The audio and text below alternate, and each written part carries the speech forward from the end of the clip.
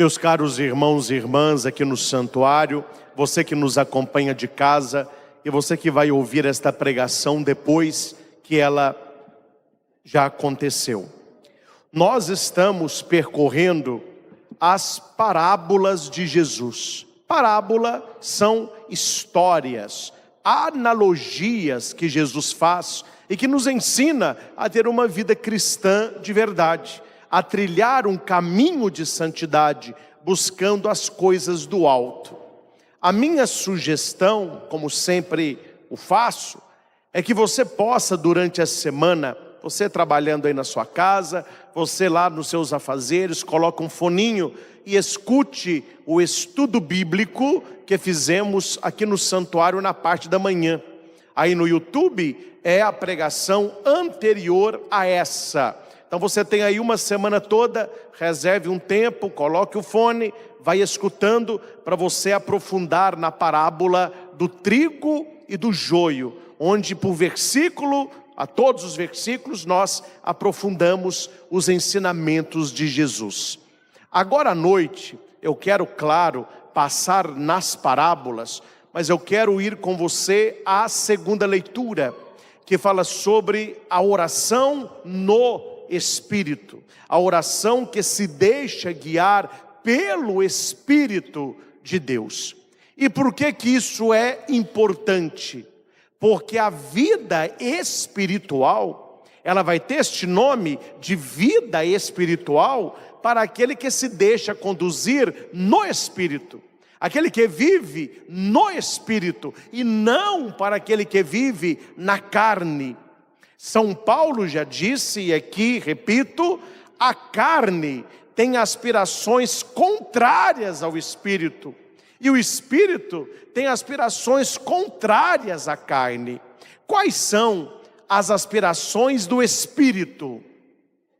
As virtudes, uma vida virtuosa, a prática daquilo que me aproxima de Deus. A carne, ao contrário, ela não busca a virtude, ela busca o vício, e o vício me afasta de Deus, porque o vício cria raízes na terra. Então nós temos que ter uma vida, claro, na terra, sem perder a dimensão espiritual. Porque com certeza todos já sabem, mas vale aqui lembrar, só para você entender aonde nós vamos aprofundar. O ser humano, só para questão de estudo, porque nós somos uma unidade, né? Eu sou uma pessoa e você também. Mas para a questão de estudo, nós falamos que o ser humano, ele é carne, do grego sarx, é matéria, ele é alma, do latim anima, que é princípio vital, e ele é espírito, ruá, do hebraico, que é a nossa dimensão divina, a nossa dimensão de Deus. O nosso corpo, que é a matéria, ela se desenvolve pela alimentação, pelo sono, pela prática de exercício, pelo cuidado que nós temos com a nossa aparência, com o nosso corpo, com o sarx. A nossa alma, que equivale à mente, ao emocional, à psique, nós vamos crescer na nossa inteligência, na nossa capacidade mental, emocional, com boas leituras, boas companhias, aquilo que nós assistimos, lugares de descanso, contato com a natureza, estar com as pessoas que nós amamos, autoconhecimento, sorrir mais, isso tudo vai nos tornar pessoas com a mente mais equilibrada, com o emocional mais equilibrado. E nós temos a dimensão espiritual, que é o ruá, que é o nosso contato com Deus, é a nossa dimensão de Deus, é Deus em nós, é a graça de Deus. E como que eu aumento, e como que eu aprofundo, como que eu tomo posse da minha dimensão espiritual? Celebração da missa, vida de oração, confissão, leituras espirituais, conhecer a vida dos santos, a devoção do Santo Terço, a prática dos sacramentos. Então nós temos que ter essas 3 dimensões equilibradas. Qual é a mais importante das 3? As 3, senão não haveria. Mas a dimensão eterna é a dimensão espiritual. Por isso que Jesus vai dizer: não tenha medo daquele que mata o seu corpo, aos sarx, mas não pode matar a sua alma. No caso, a alma é princípio de vida que me leva ao espírito. Temei aquele que joga corpo e alma no inferno. Então, geralmente, deveria ser assim. A nossa dimensão espiritual, ela está sentindo as outras 2. Ela ilumina as outras 2. Santo Afonso Maria de Ligório, ele vai dizer que a nossa dimensão vertical, ela determina a nossa dimensão horizontal. Ou seja, o modo como nós lidamos com Deus e o modo como Deus lida com cada um de nós, ela determina a maneira como nós lidamos com as pessoas. Então, a nossa vida de oração, ela se transborda nos nossos relacionamentos, na sua família, no seu namoro, na sua roda de amizade, no seu trabalho, na sua faculdade, no seu lazer, porque não existe uma vida e uma fé. O que existe é uma fé viva e uma vida de fé. Não se tira férias de Cristo. Repitamos isso. Não tira férias de Cristo. O que significa isso? Nós somos cristãos, nós somos católicos 24 horas por dia. Eu ia falar mas tem muito tempo que não faz. Mas vamos lá. Quando a gente tira férias, a gente tira férias de trabalho, tira férias de estudo, mas a gente não tira férias de Deus. Tanto é que as pessoas que tiram férias, que são católicas, realmente praticantes, lá onde elas estão, elas vão procurar uma igreja ou uma capela. Domingo é dia de missa. Ah não, eu não vou à missa domingo, porque eu estou de férias. Espera aí, meu caro, não se tira férias de Cristo. Alimente a sua dimensão espiritual. Busque as coisas do alto. Só que aqui tem um detalhe, depois disso tudo que eu disse. O ser humano, ele foi marcado pelo pecado. A nossa luta é uma luta de buscar as coisas do alto, porque nós temos tendência, por causa do pecado, às coisas de baixo. Qual é a nossa tendência? A minha tendência, a sua tendência, os prazeres da vida. Essa é a tendência. Qual que é a nossa tendência? É ser mais discreto, ou falar, comentar, falar da vida dos outros. A nossa tendência é essa. Essa é a tendência. Nós temos que ter uma luta contra isso, para que a nossa boca seja usada por Deus. Qual que é a tendência de quem começa a beber? Não é diminuir, é aumentar. E ele vai aumentando, porque a tendência do ser humano é prazer. Quanto mais prazer, mais prazer. E na sociedade hedonista que estamos, a busca é o máximo de prazer no menor espaço de tempo. E não para. A questão da droga. No primeiro, depois não há saúde que aguente. Não há dinheiro que suporte, não há família que resista, porque o ser humano, ele tem essa busca ávida pelos vícios. Aí os grandes santos vão dizer que a nossa luta é contra a nossa fraqueza, buscando a fortaleza. Então repita: eu sou fraco. Eu sou fraco. Deus é forte. Deus é forte. Eu sou pecador. Eu sou pecador. Deus é santo. Deus é santo. Eu tendo para as coisas de baixo.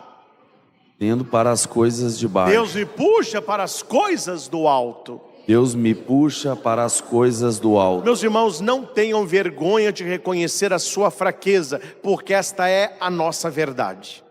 São Paulo vai dizer: quando eu sou fraco, é então que eu descobri a minha força. Tudo posso naquele que me fortalece, Cristo Jesus. Tudo posso Aquele que me fortalece. Como é que Cristo nos fortalece? Esse versículo a gente sabe de cor, o pessoal gosta. Não, padre, eu posso tudo, tudo eu posso, naquele que me fortalece. Oh glória, está na Bíblia mesmo, você pode. Mas como é que Jesus te fortalece? Ah, padre, eu não sei. Só há um caminho, é o caminho espiritual, o caminho da oração. É na oração que nós nos enchemos de Deus. É na oração que você descobre a vontade de Deus para a sua vida. É na oração que você se torna um casal mais unido. É na oração que os filhos têm capacidade de dialogar com os pais e os pais com os filhos. É na oração que você vê as portas se abrindo que os homens carnais não veem. É na oração que você tem saúde integral no corpo, na alma, no espírito. É na oração que você deixa Deus ser Deus na sua vida. Uma imagem bonita da oração é alguém que com as suas mãos abertas apresenta a vida a Deus. Vamos repetir isso. Qual é a imagem mais bonita da oração? Alguém de mãos abertas que apresenta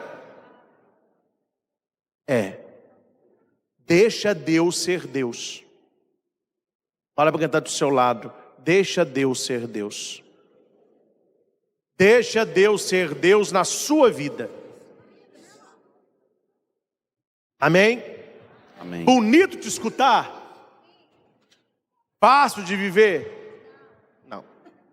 Porque eu vou te explicar como é que funciona a coisa. Para não falar que o padre não explicou. Você vai rezar. Primeiro, não vá rezar com as mãos fechadas.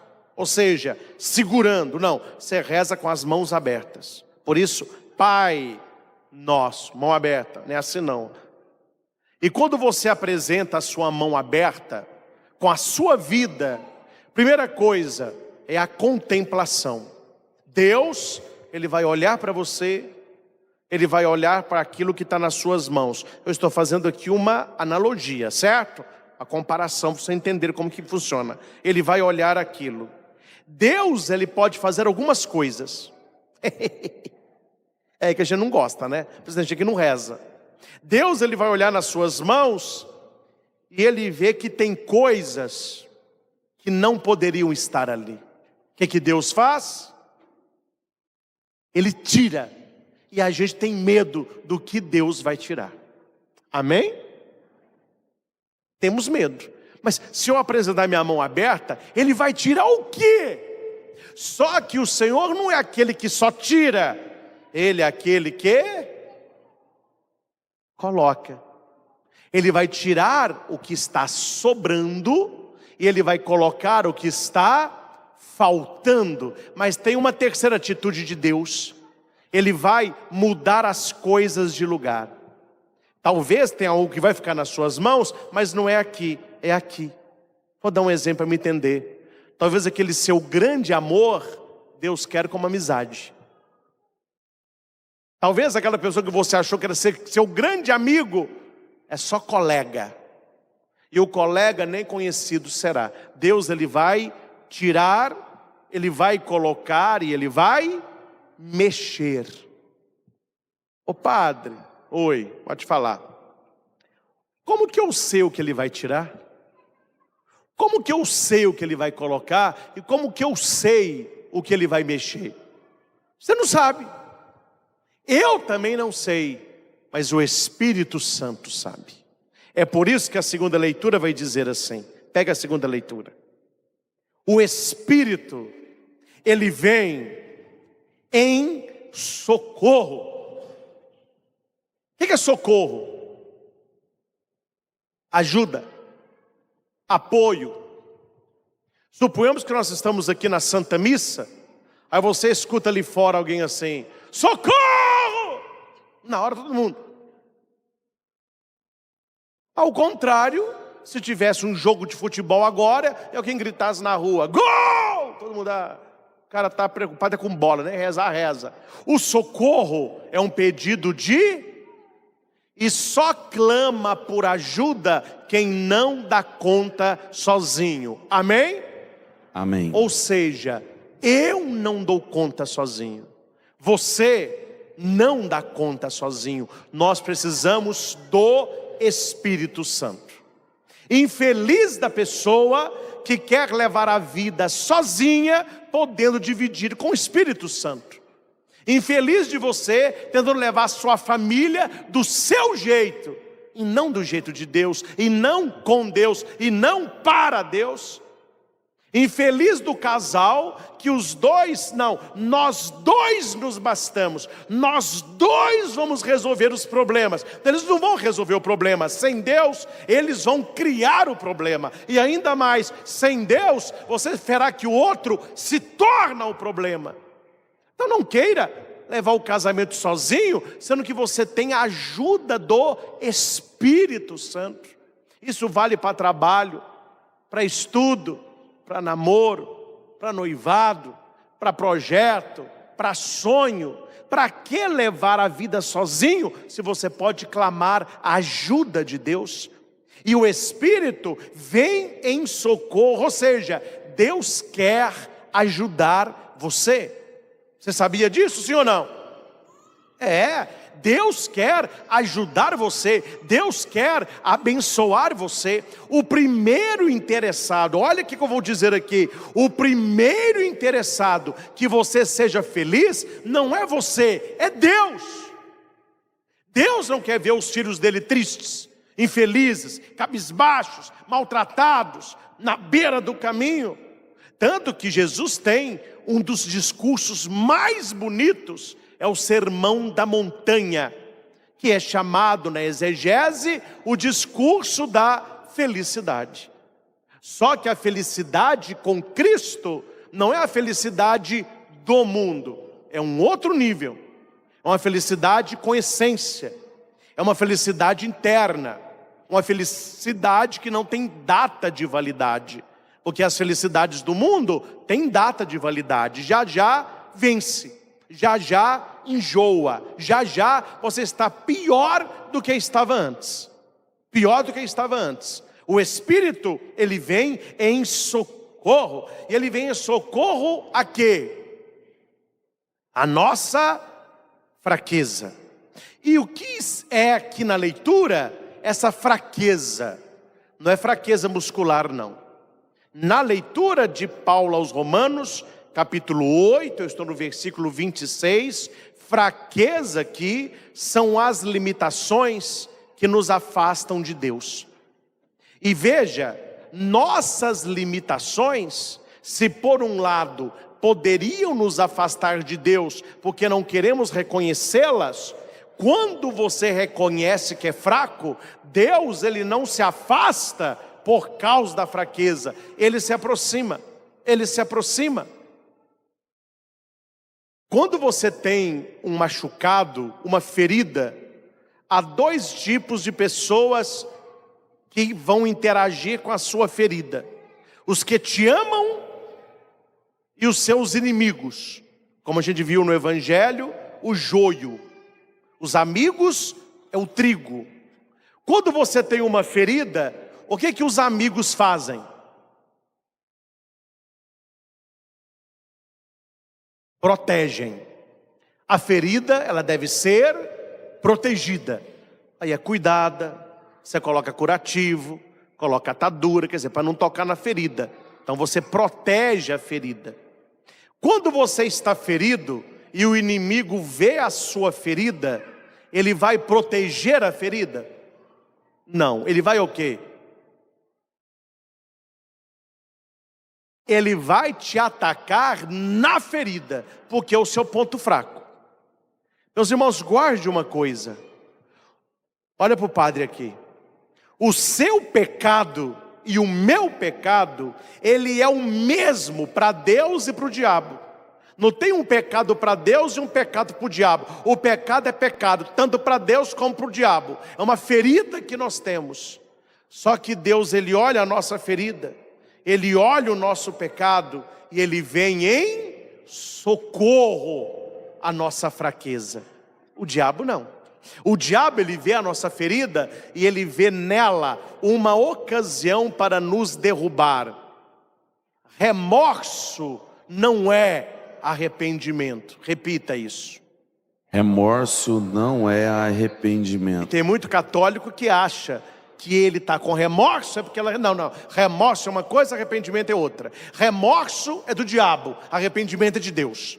O que é remorso? Ai, por que eu fiz isso?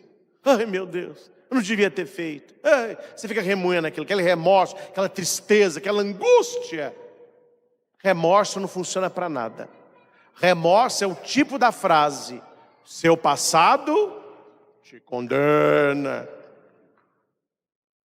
O arrependimento não é remorso. Arrependimento é você ver a vida que teve, o pecado que cometeu, aprender com o que aconteceu, proteger a ferida para que ela cicatrize e continuar caminhando com Deus.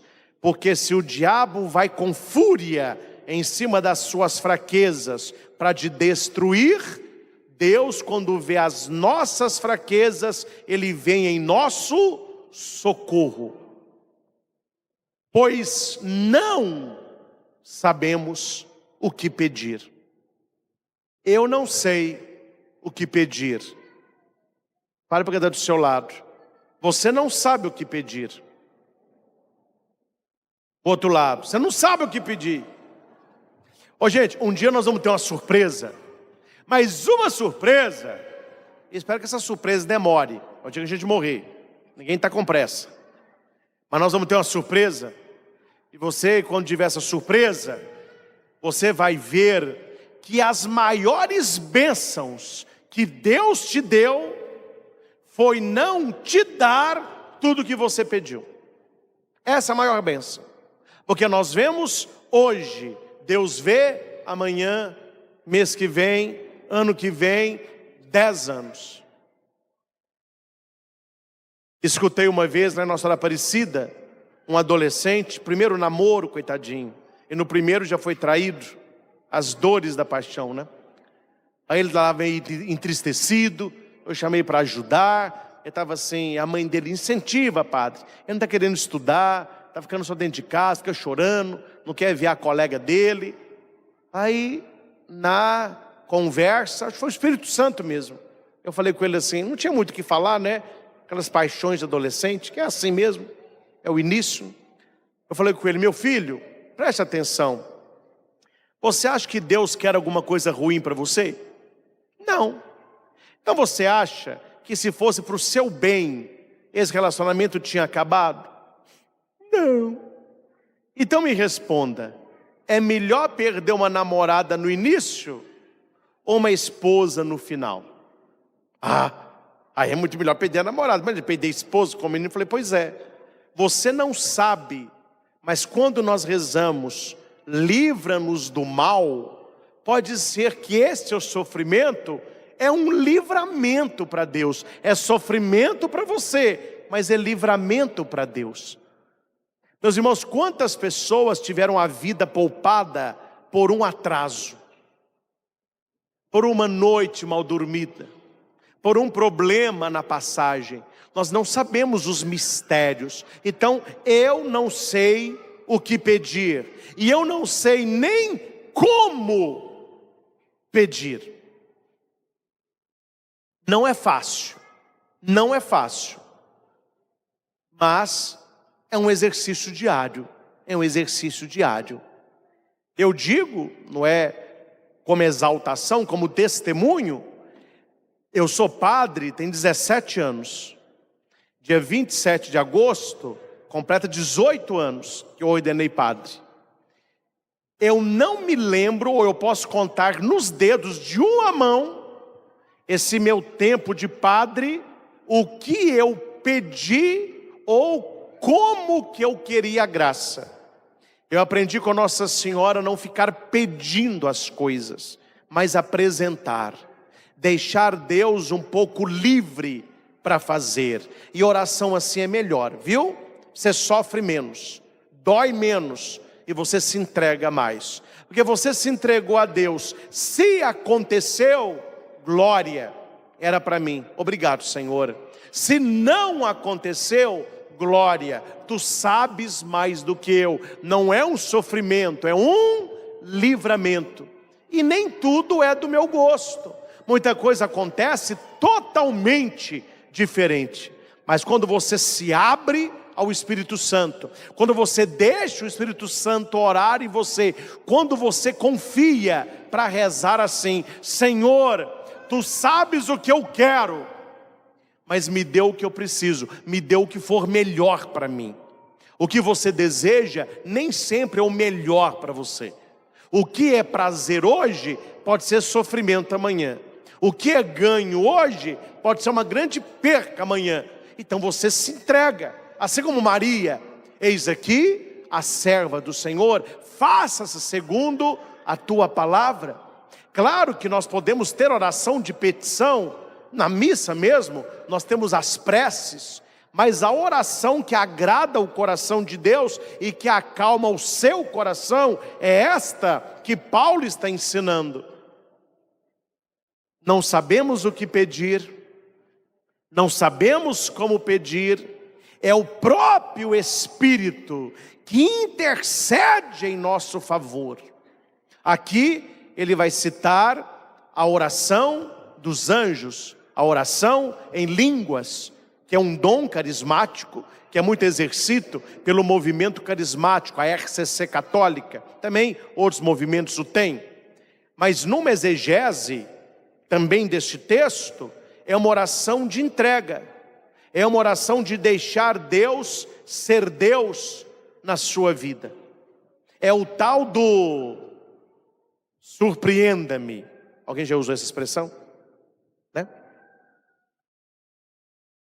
Você vai num lugar assim diferente, num resort. Não muito em resort? Vocês têm cara que vive em resort, né? Aí a pessoa vai no resort, tem lá aquela piscininha de água lenta, você tenta na boia, só com o dedinho para cima. Aí tem no meio do resort um cara fazendo drink, de abacaxi, frutas, com álcool, sem álcool, né? Tem com álcool, sem álcool, né? Sem álcool. Aí você passa e o cara fala assim: aí, patrão, e aí, meu rei, você vai querer o quê? O que o turista que quer dar de bala na agulha, o que a gente fala? Me surpreenda. Pode deixar, patrão. Aí você vai rodando, quando você volta, tá aquele abacaxi com a polpa, leite condensado, cereja, você fala assim: ô papai, delícia, tem vida mais barata, né? Aí você toma e fala: ei, patrão, gostou? Delícia. O marido fala com a mulher assim: amor, esse ano a gente completa 25 anos de casado. E eu queria, além do meu amor, esse é um galante, além do meu amor, eu queria te dar uma coisa inesquecível. Você está precisando de algo? Eu posso lhe dar algo? A esposa toda apaixonada fala para o marido: surpreenda-me. Ele vai caprichar mais do que se ela pedisse. Olha que interessante. A gente pede para o barman surpreender, você pede para o marido, para a mulher, para o amigo, para surpreender, não é? Tem gente até que fala assim: gente, meu aniversário está chegando, se vocês quiserem fazer uma festa surpresa, pode fazer, viu? Surpreenda-me. Gente, Deus é o Deus da surpresa. A melhor oração é você olhar para Deus e falar para Deus. Você sabe aí, Surpreenda-me, Senhor. Ele surpreende, sim ou não? E é sempre para mais. Você acha que você ganharia uma coisa? Deus tem para nós coisas maiores e coisas melhores. Então a oração dos grandes santos é: Senhor, surpreenda-me como tu sempre o fazes. Eu não sei como pedir, eu não sei pedir, então o Espírito Santo orará em mim e eu me deixarei conduzir. Surpreenda-me, Senhor. Amém? Isso aqui é um trabalho. Está sonhando com aquele trabalho? Claro, você vai orar, se for vontade de Deus, para você trabalhar ali. Mas no final da oração você diz: Senhor, este é meu sonho, mas se o Senhor quiser me surpreender, fica à vontade.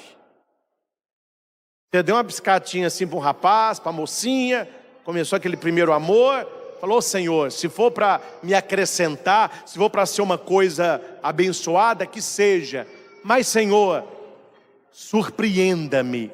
E Deus, Ele vai nos surpreendendo à medida que você se entrega. Não há como você dar as mãos com a mão fechada. Deus, quando estende as mãos para você, Ele quer que você estenda as mãos abertas. Como? Faça-se. Faça-se.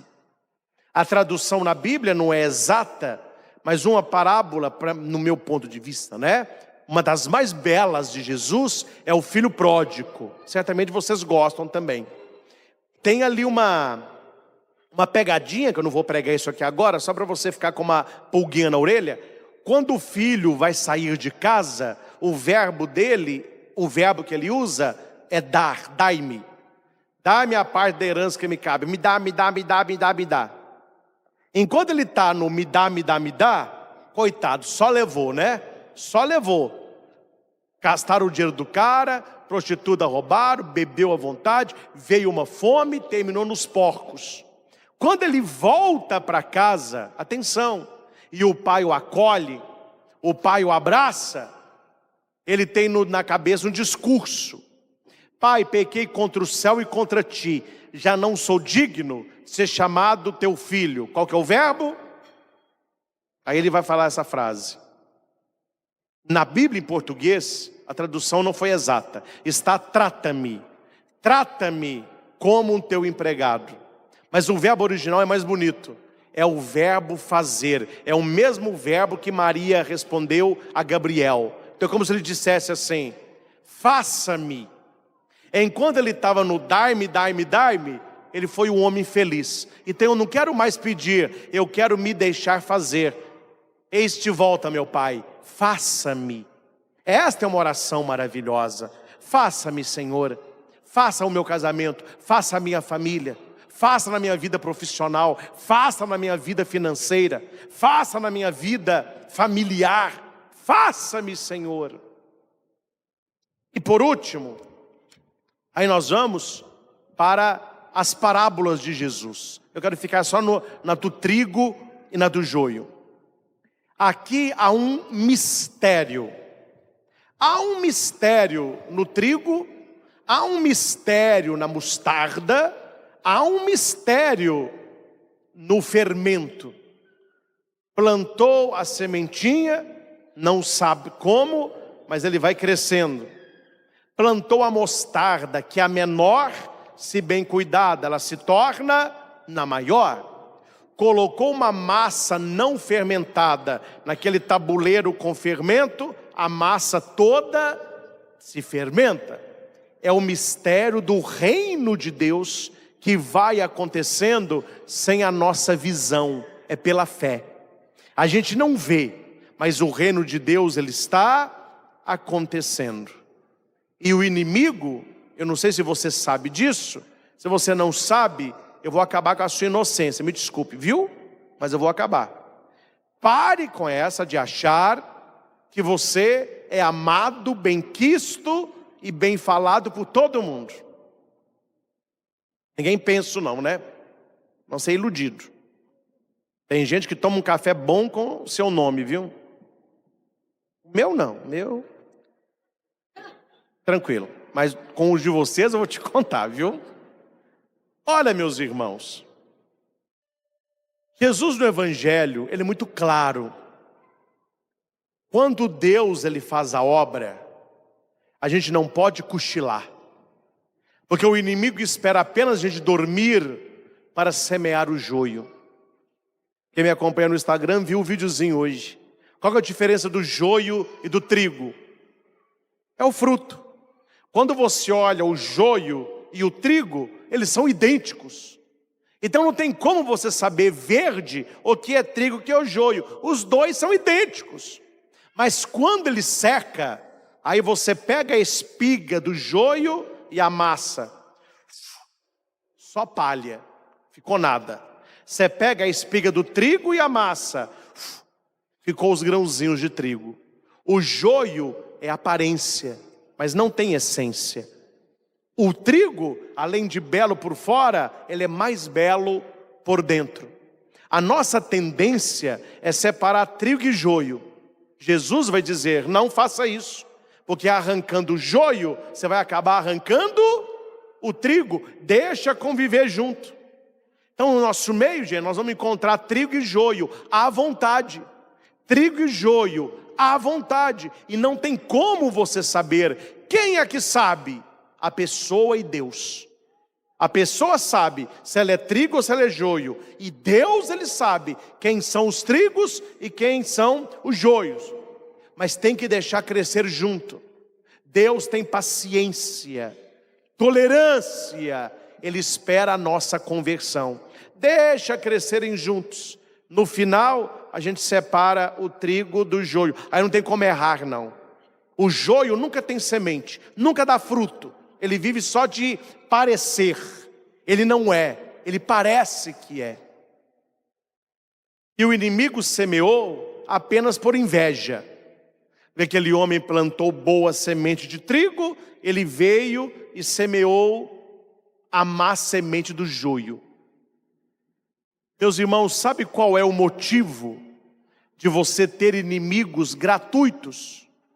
Você nunca fez mal a essas pessoas, mas tem muita gente que não gosta de você gratuitamente. Você nunca fez nada com a pessoa. Ô padre, se eu nunca fiz nada com a pessoa, por que ela não gosta de mim? Não, ela tem inveja de você. Não é por aquilo que você tem, por aquilo que você faz, por aquilo que você pode. É por aquilo que você é. Eu não vou aprofundar o assunto, eu vou deixar as gargalhadas de vocês para o vídeo da parte da manhã. Mas na parte da manhã eu falava muito e aprofundei um pouquinho com os fiéis que aqui estavam, a questão daquele seriado Chaves, não é? O Chaves e o Kiko, vocês conhecem. O Kiko, ele é mimado pela mãe. Tudo que ele quer a mãe dá, e dá de melhor. O Chaves é muito pobre, ele mora num barril. De vez em quando ela aparece lá com os brinquedos. Aí ela apareceu com uma latinha, jogando a latinha num pauzinho. Aí o Kiko olha, vai lá dentro e chega com um melhor. O Chaves está brincando com uma bolinha de jornal. O Kiko chega com uma bola desse tamanho e fica batendo no chão. Chamando a atenção do Chaves, né? Não é assim? Aí o Chaves olha. O Chaves está com um pirulitinho desse tamanho. O Kiko chega com um desse tamanho. Por quê? Atenção nisso. Qual seria o normal? O Chaves ter inveja do Kiko. Não é o que acontece. O Kiko, ele tem inveja do Chaves. E o que o Chaves tem? Nada. Mas o Chaves é o que o Kiko gostaria de ser e não é. Então a inveja é gratuita. Meus irmãos, tem pessoas que recebem menos que você. Tem pessoas que recebem mais que você. Tem um carro que vale tantos o seu. Mora numa casa tantas vezes maior. E esta pessoa olha para a sua vida e ela tem inveja de você. Não é por aquilo que você tem, por aquilo que você é. Se há pessoas plantando trigo, há pessoas plantando joio. E no final da leitura nós temos aqui algo que não podemos deixar passar despercebido, meus irmãos. Se há o pessoal trabalhando para Deus, há o pessoal trabalhando para o diabo. Se há pessoas querendo salvar almas para Deus, há pessoas querendo pegar almas para o diabo. Enquanto nós podemos falar, que falemos, porque não vai demorar, e eu falei isso na missa da manhã, não vai demorar, porque eles estão com um projeto, essa nova ordem mundial, é tirar todo o preconceito de tudo. Aquilo que era conceito, hoje virou pré-conceito. Então eu estou falando de quê? Abertamente, do satanismo. Não vai demorar,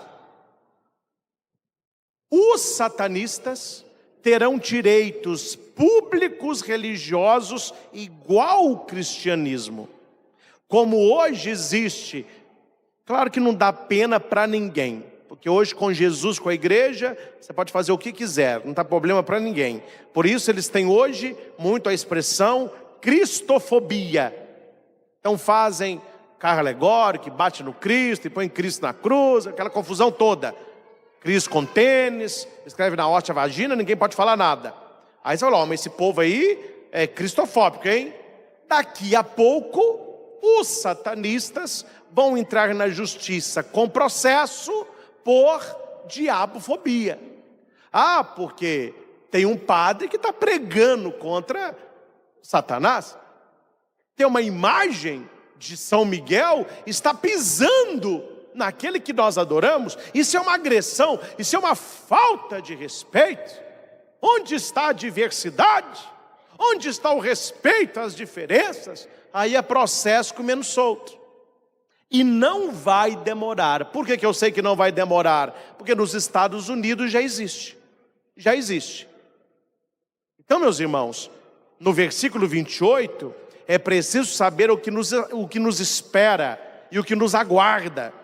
Jesus vai dizer assim: a boa semente são aqueles que pertencem ao reino, que pertence a Deus. O joio são aqueles que pertencem ao maligno, ao diabo. Se nós somos filhos de Deus, existem aqueles que são filhos do diabo. E você verá, quando acontecer, vocês vão lembrar do Padre Christian falando, só que hoje eu falo, ninguém leva muito a sério. Isso é coisa do Padre Christian. Eles não têm limite naquilo que é contra o cristianismo. E você verá em breve, e não vai demorar, gente da igreja, muito modernista, muito aberto às novidades. Não, gente. Esse tipo de discurso, esse Padre Christian, isso é coisa conservadora. Vamos sentar à mesa com os satanistas, vamos tomar um bom vinho. Eles têm a crença deles, nós temos a nossa. Se eles estão fazendo caridade, Satã está feliz, a gente faz a nossa, Jesus está feliz, no final está todo mundo feliz. Vamos dar as mãos, vamos soltar pombinhas brancas na Lagoa de Freitas. É isso que o povo gosta, é isso que o povo gosta. E nós devemos ter a firmeza de saber que ovelha não faz amizade com lobo. Não há nada que nos acrescente sentar com aqueles que são os nossos rivais, os nossos inimigos, aqueles que trabalham para aquele que veio para matar, roubar e destruir. Não há diálogo, não há barganha, não há negociação com as trevas. E Jesus deixa claro no Evangelho, este pessoal é nosso inimigo, e eles querem semear joio. Então fique acordado para você não cair na lábia deles. Viva com uma boa semente que pertence a Deus. Nós não pertencemos ao mal. E a leitura vai dizer que no final a vitória é do Senhor. Os anjos ceifadores virão e vão separar quem é trigo e quem é joio. Se você ainda não sabe, eu espero que você já o saiba, não existe o Deus do bem e o Deus do mal. Existe um só Deus, Criador. É a primeira leitura que nós escutamos. Deus onipotente, Deus misericordioso, Deus grandioso. O diabo não é Deus, é um anjo decaído.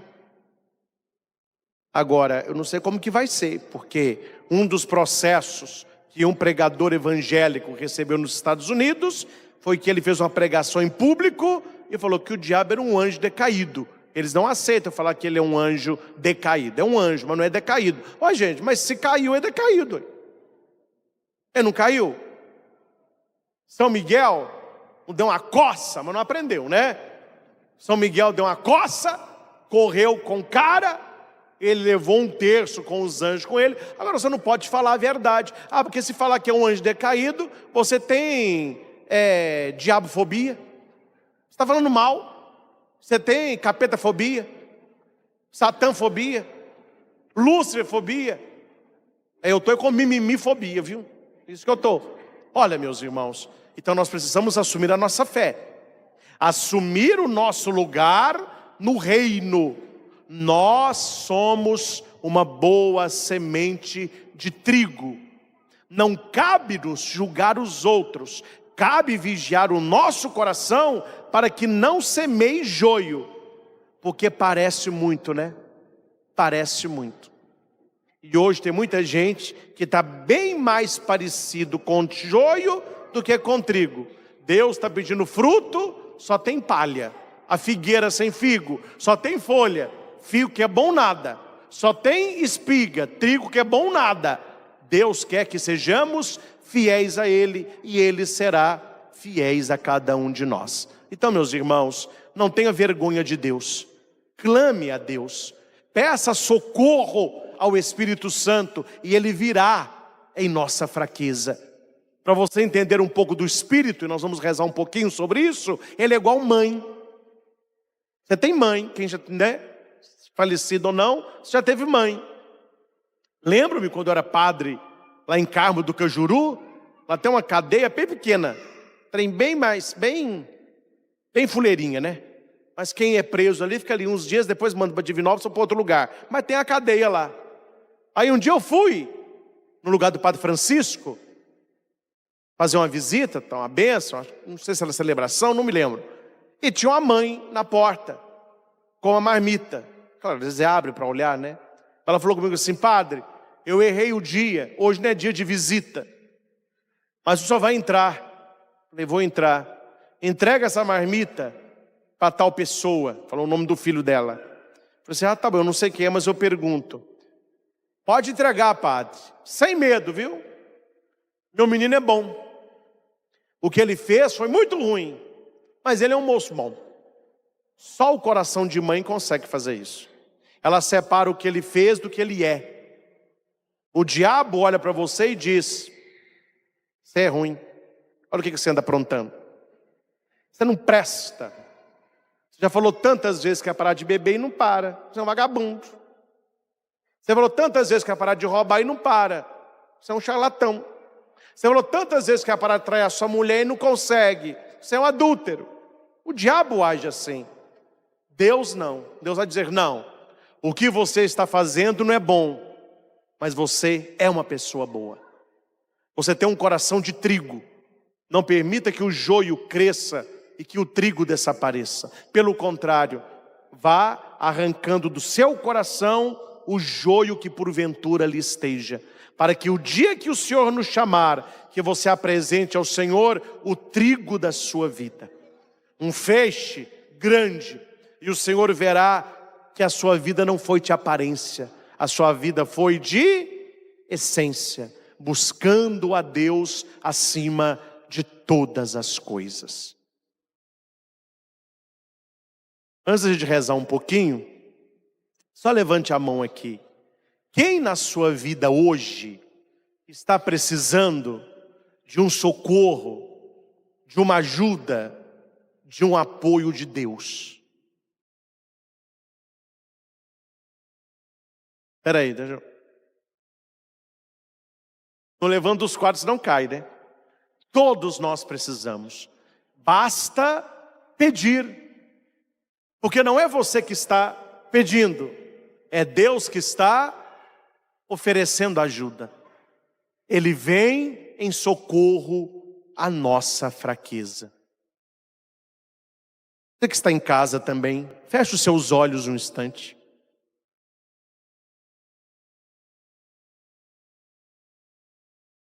Senhor Jesus, nós te louvamos, exaltamos e bendizemos por esta palavra, por esta partilha, Senhor.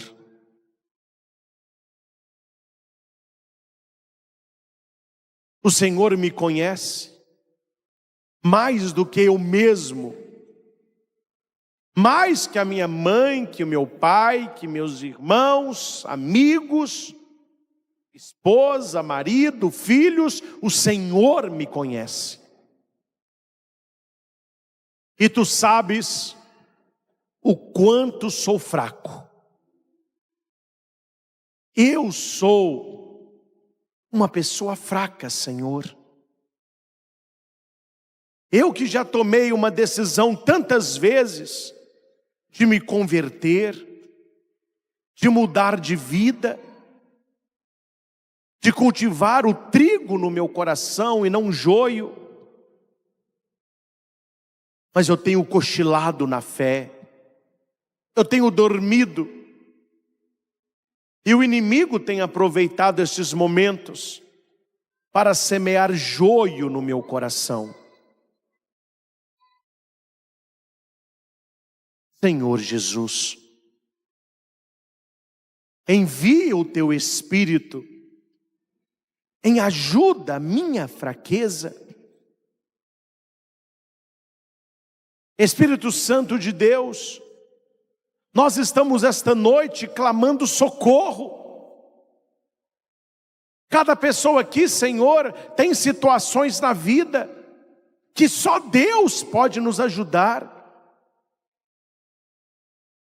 Seja na família, no casamento, na saúde, na sua área financeira, sua espiritualidade, nos seus relacionamentos.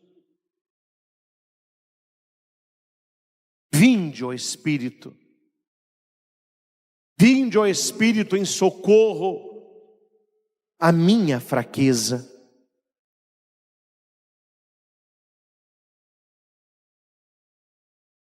Eu quero deixar o Espírito agir no meu coração, agir na minha vida. Porque São Paulo disse, e nós concordamos, que nós não sabemos o que pedir, nós não sabemos como pedir, mas é o Espírito Santo quem age em nós, e Ele ora em nós, Ele ora por nós, Ele ora através de nós, Ele ora apesar de nós.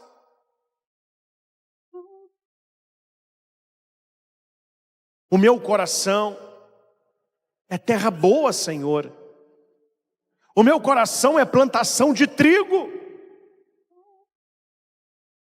Mas o meu inimigo, o inimigo da minha alma, o inimigo da minha salvação e aqueles que trabalham para ele, querem me provar o contrário, que o meu coração é de joio, que eu não presto, que eu não tenho valor, que eu sou um pobre coitado, que Deus não me ouve, que Deus não me abençoa, que Deus se esqueceu de mim. Senhor, esta noite, eu quero olhar para o meu coração com esperança, com paciência, com misericórdia. Não cabe a mim separar aqueles que são joio daqueles que são trigo. Cabe a mim vigiar o meu coração, a minha vida, procurando ser trigo a cada dia. Eu não sou joio do diabo, eu sou o trigo de Deus. Minha família é trigo de Deus, meu casamento é trigo de Deus, meu namoro é trigo de Deus, Meu trabalho, meu estudo é trigo de Deus. Dai, meu Espírito Santo, discernimento, para que eu possa ir arrancando da minha vida, arrancando do meu coração todo o joio,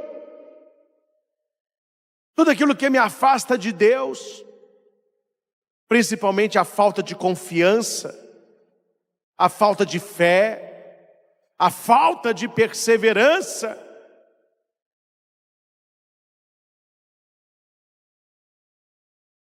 Senhor, eu não vou desistir. Na minha vida, o sinal que o Senhor está me dando pode ser um grãozinho de mostarda, que é a menor de todas as sementes, mas que se eu a acolher com fé e a plantar no meu coração, ela vai germinar, ela vai crescer, ela se tornará uma árvore, e até pessoas irão se abrigar naquilo que sou, naquilo que faço. A minha vida, Senhor, está nas tuas mãos, como aquela massa que precisa ser fermentada para que cresça. Nós queremos crescer na fé, no amor, na esperança, na prática das virtudes. Um dia, Jesus, quando nós estivermos na tua presença, nós não queremos apresentar joio, nós queremos apresentar trigo. E o trigo não é algo que terei, mas é algo que eu serei. Eu tenho que ser um trigo para Deus. Ó Espírito Santo, ajuda-nos com discernimento, para que não vivamos de aparência, mas que procuremos a essência. Senhor, o mundo que nós vivemos é um mundo que valoriza o joio. É um mundo que se veste de joio, é um mundo que planta joio, é um mundo que aplaude joio. E o que não pode acontecer, tem acontecido. Quantas pessoas que eram trigos, e começaram a ter inveja do joio, começaram a viver como joio, a pensar como joio, a pecar como joio.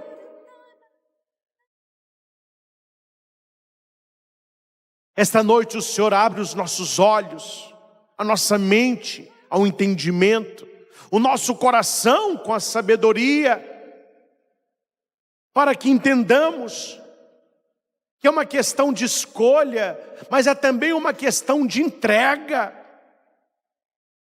Eu quero ser de Deus. Eu quero pertencer a Deus. Eu não quero ficar pedindo tantas coisas a Deus. Eu quero me entregar a Ele. Assim como o dono da plantação teve paciência para esperar o trigo e o joio crescerem juntos, para depois vir a separação, que nós tenhamos, Senhor, esta paciência no mundo de hoje, porque convivemos diariamente com trigo e com joio, mas não cabe a nós esta separação. Mas um dia esta separação acontecerá e ela será definitiva.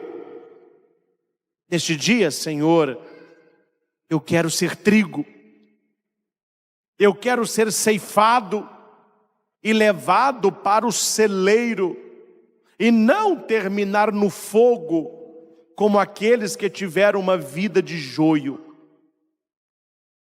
Deus tem paciência, Deus tem tolerância, para que nós tenhamos tempo de nos converter. Mas infelizmente, há muitos, Senhor, que escolheram praticar o mal, e escolheram ensinar o caminho do pecado, eu escolho o caminho do céu. Eu escolho o caminho de Deus. Porque tudo posso naquele que me fortalece. Fortaleça-me, Senhor, pelo poder da oração. Vinde, Jesus, em meu socorro, com o Espírito Santo, carregando as minhas fraquezas, compreendendo as minhas feridas, cuidando daquilo que nos faz cair. Nós abrimos o nosso coração à ação do Espírito Santo, em nome de Jesus. Vinde, ó Espírito Santo, em socorro